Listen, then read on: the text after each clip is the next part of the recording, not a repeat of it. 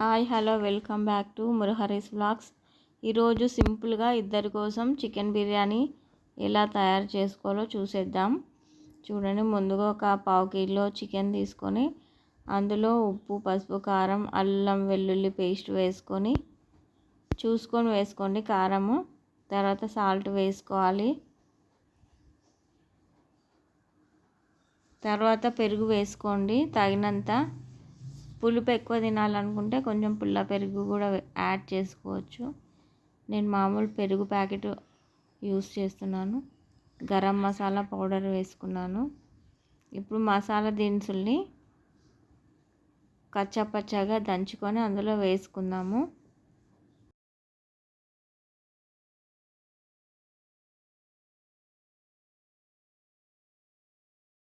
ఇక్కడ జాజికాయ కొంచెం పగలగొట్టి వేసుకున్నాను. అందులో చెక్క, లవంగ, ఇలాచి, తర్వాత షాజీరా, పత్తరికి పూలు, లవంగాలు అన్నీ వేసుకొని కొంచెం కచ్చాపచ్చగా దంచుకున్నానండి. ఆ దంచుకున్న కచ్చాపచ్చ మిశ్రమము ఆ బౌల్లో యాడ్ చేసుకున్నాను. దంచుతుంటే ఫ్లేవర్ భలేగా ఉంది, స్మెల్ అయితే. ఇప్పుడైతే తగినంత ఆయిల్ వేసుకున్నాను. వేసుకొని చిన్న నిమ్మకాయ తీసుకొని నిమ్మకాయ రసం పిండుకున్నాను. పులుపు సరిపోతుంది మాత్రము.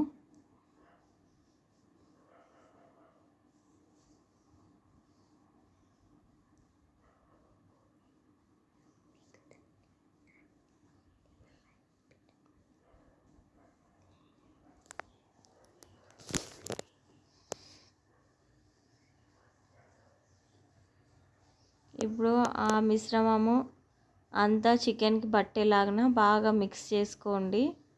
మసాలాలు కొద్దిగానే వేసుకున్నానండి. మీరు ఇంకా స్పైసీ కావాలంటే కారము, మసాలాలను ఇంకా యాడ్ చేసుకోవచ్చు. ఎందుకంటే మా ఇంట్లో చిన్నపిల్లలు ఉన్నారు కాబట్టి వాళ్ళ కోసం కొంచెం స్పైస్ లెవెల్స్ తగ్గించానండి. మీరు ఇంకా కావాలంటే యాడ్ చేసుకోండి. బాగా కలుపుకోండి.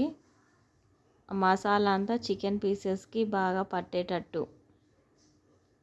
పట్టిన తర్వాత 1 అవర్ 2 అవర్స్ అట్లా ఫ్రిడ్జ్లో పెట్టేసుకొని తర్వాత వండుకుంటే మసాలా ఫ్లేవర్ అంతా చికెన్కి బాగా పడుతుందండి.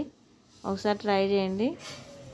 లేకపోతే మ్యాక్సిమం హాఫ్ అన్ అవర్ అయినా ఫ్రిడ్జ్లో పెట్టేసుకోండి. ఇలా ఫ్రిడ్జ్లో పెట్టేసాను నేను 1 అవర్ 1.5 అవర్ అలాగా. చూడండి ఎంత బాగా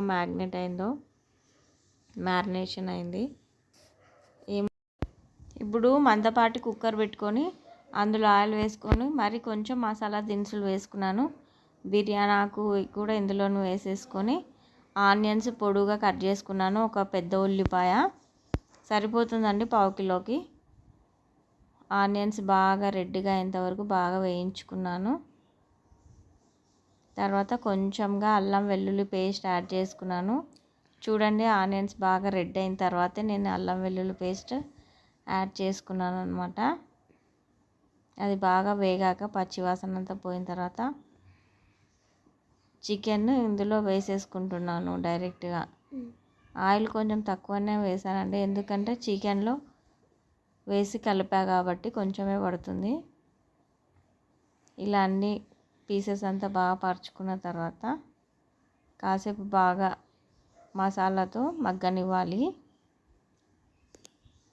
తర్వాత దానిపైన పుదీనా వేసాను.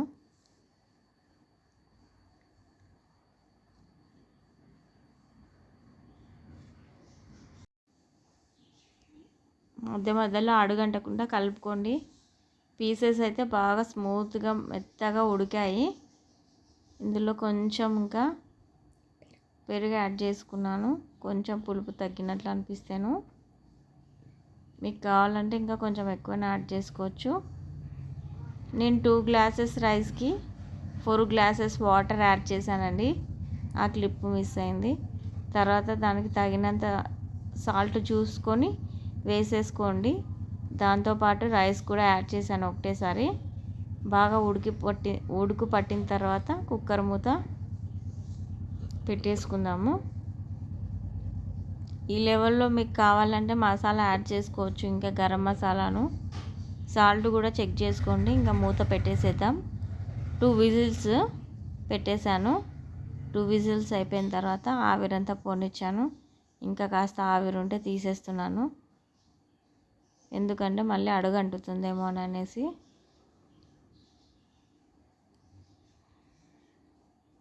అసలు ఆ విజిల్ వస్తుంటేనే ఎంతో మంచి స్మెల్, ఫ్లేవర్ అంతా వస్తుంది, మంచి వాసన వస్తుంది.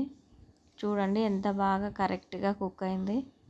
2 గ్లాసెస్కి 1/2 కిలో చికెన్ బాగా సరిపోయింది. చూడండి ఎంత బాగుందో ఆ స్ట్రక్చర్ అంతాను.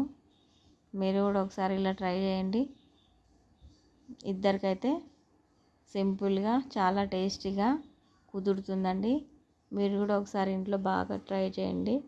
Easy and simple chicken biryani, cooker biryani వేడి వేడిగా ఇలా పెట్టుకొని తింటుంటే దీనికి కాంబినేషన్ ఏం అవసరం లేదండి. ఉత్తదే తింటుంటే స్మూత్గా వెళ్ళిపోతుంది. చాలా బాగా వచ్చింది. మీరు కూడా ట్రై చేయండి.